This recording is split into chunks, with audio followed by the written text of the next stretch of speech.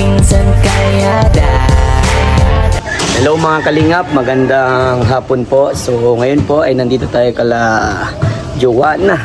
At para po iabot ang pinapabot po ni Tita Pipay na 2,000 para kay Joanna po ano. So ayan mga kalingap. At sa mga bago dyan, kung bago pa lang po kayo, paki-like and share po ng vlog na to.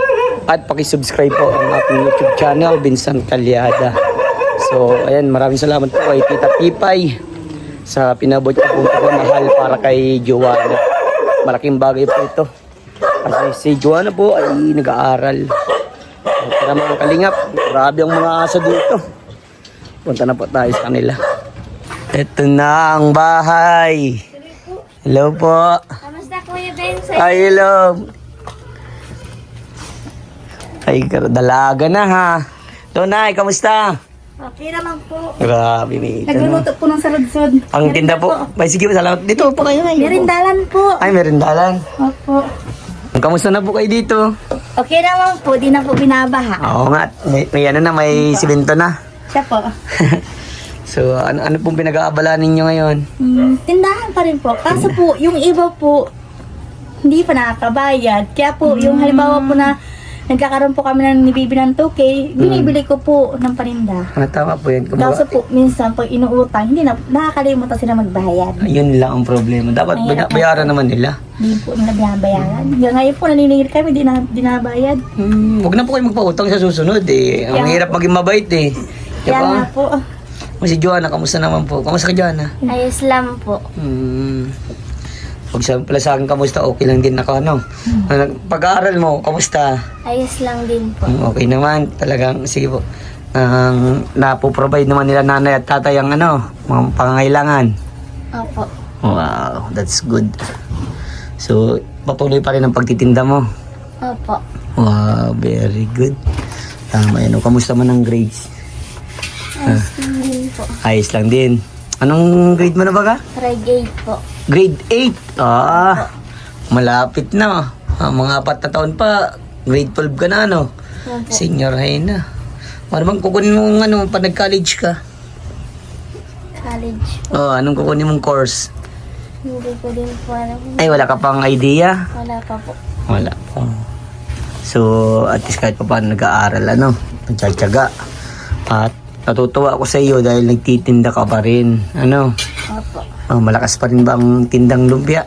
Opo. Wow. Yung paninda mo, lagi nauubos yun pag natinda ka? Opo. Wow, very good naman. O dito naman, kamusta naman dito sa pamumuhay po dito, nanay?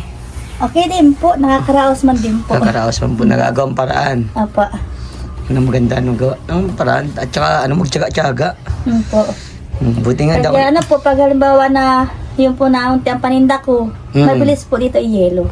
Yelo. May tinda man po kayong yelo dito? Meron po. Wow, very good. Pinasok po lang po yung rep ko para maluwag dito po. Oo po. Tama yan. Para may dagdag income, ano? Natutuwa ko ano, Joanna, kahit dalaga na hindi na nahiya magtinda, no? Po. Ba't di ka na nahiya? Wala po. Bakit? Ano bang gustong makatulong sa magulang? Opo. Very good. Tama yan. Bihira sa mga ganyang nanay, na mga bata na tutulong sa Minsan magulang. nga po, pag di ako nagawa po, inaaway minsan po kayo nagmamakdol. Di ako niya iniimikan maghapon. Kaya minsan nainit ng ulo ko. Nasisigawan po siya. Pero nasa tama naman din po. Kaya minsan sabi ko, huwag ka maglako. Minsan po inasabing, gawa mo kong paninda. Kasi po siya, lagi na po siya hinahanap ng customer niya. Lagi na po. Kaya po siya, minsan po nung di kami pinagawa po ng ginawa ng paninda, Opo. hindi ako inimik ka, din nag-init pang ulo ko. Yun, sabi ko, ano ba problema mo? Sabi niya, magawa tayo ulit pira. Ganyan po lagi nga niya sa akin. Kakatuwa at madiskarte pa, talagang gusto niyo makatulong po sa inyo. So ayun, pag kumikita po siya, ano niya? Binibigyan ko man po siya. Naman po, bibi sa iya 100. Pag yung putal sa iya, ipanload mo po. Yun po. Yung pambano. Ito nga po, sunod may plano na naman po ako sa Abril. Alin po? Yan naman pong kaputol, papabuhusan ko rin po ng ganito. Tama po yan. Sa inyo pa din po ata yan, kabila. Hanggang po yan sa may bakod po ng, ng yero po. Very good. Utay-utayin ko rin po paayos. Utay-utay lang. Hindi naman kailangan biglaan yan. Ang hirap po pagbiglaan. Ang hirap po ng budget. Buti kung may mga tumutulong po, ano. Bira na po ba tumutulong kay Joanna? Nagsusuporta pa po si Kuya Dan. Wow, very good. Alam ko naman si Paring Dan ay talagang tumutulong isa lang katulad, no? And the rest po, may mga sponsor pa po ba si Joanna? May nabigay po kay Kuya Dan, napadala po kay Kuya Dan. Yung ano po, yung isang account po niyan, lalo na po dun sa nagbibigay po dati sa kanya, Sino po? si Kuya Glenn. Anong apelido ng ano, bibi? Kuya Glenn Abalos ba yan? Sige, nasa ibang bansa na yata po siya. Hindi po namin siya nami-message, gawa po nang nahack po yung account niya dati. So yun, may monthly ka doon. Nabigay po yun, kaso sabi ko po, baka po yung account niya gamitin, nahack po. Ay baka, isa bagay baka kunin ano. Yun na nga po. Kasi doon nagpadala. Yun pong inano namin, sabi ko baka magparami message gamitin yung account po nito, ayun po ay nahack na. Yun, ayan po, para malinawan din yung viewers, ano. At mali, mabawasan din yung taong tumutulong sa inyo. Meron pa po diyang isa, taga Canada po, si Ma'am, babae po, limot ko lang yung pangalan. Ayan po. Nagpapadala din po yung kila Bombay. Kasi sabi ko po, hindi namin siya makontak. Ang hirap po pag gamitin yung account po niya. Nahack po yun na yung Joanna Marie Gadil po. Kaya po, ang gamit po niya ngayong account, JM De Bella. Kasi dati na-message ka sa akin eh. Nawala na po yun. Yung pong ginamit kong De Bella, sa middle initial po yun ni Papa. At hindi na po na-open yung Gadil po. Opo. Kaya po yun, nahack po ang account niya. Pare-pares nga po kami, account ko, account niya. Nahack din po account mo? Sabay-sabay po yun. Ay, hala. Nagtaka po kami kung bakit po kinaumagahan, hindi na po ako maka-open. Tapos na-try ko po, wala na talaga. Naku, delikado yun. Isang account ko po, tapos account po niya. Magkasabay nga po kami hinak. Baka iniinteresan, baka kunin yung padala ng sponsor sa inyo. Kaya sabi ko po, nilinaw ko rin po yung kay Kuya Dan. Sabi ko, Kuya Dan, yung account po ni Joanna, may nagpapadala po doon. Sa personal po niya, inahack po yun. Yun po. So at least kahit paano po. Yan yun na, baka may makapanood pa niya. Ay sige po, salamat po. Salamat po. Grabe, ang bait naman. Basta ano lang, Nay. Malay nyo, makakontak kayo ulit. Ano. At ayun po, mga kalingap, paki-share po nitong vlog na to para makarating po dun sa taong tumutulong kay Joanna. Ano. Na para ma-update ba na yung account ninyo parehas ni nanay ay nahack. Mahirap na kung gamitin sama-sama yung account ninyo, mangikil ng pera sa ibang tao, hindi naman para sa inyo napupunta at doon papasasa yung nag-hack ng account nyo, ano.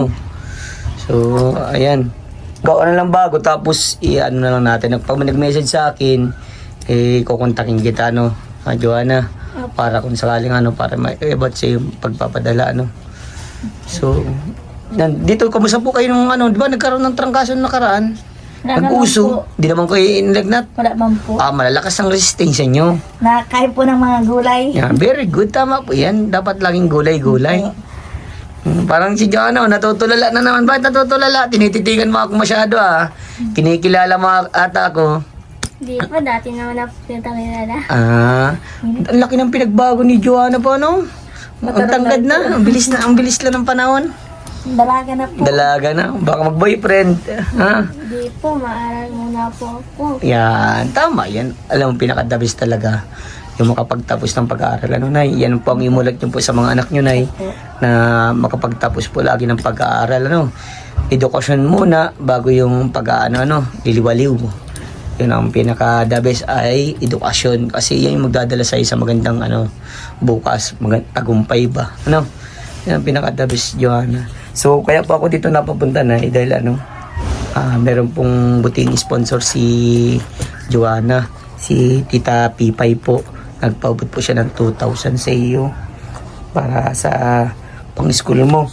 Baka siya nata po ngayon sila, Same break po. Kailan ang balik nila? Lunes po.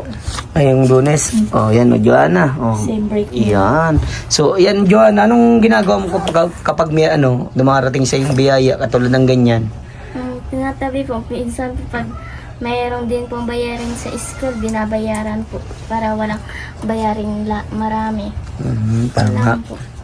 Tapos may mga, mga sa exam, di ba? May minsan nabayad din natin sa mga exam. Opo, dos lang. Yan, dos, yan. Tapos the rest, baon na.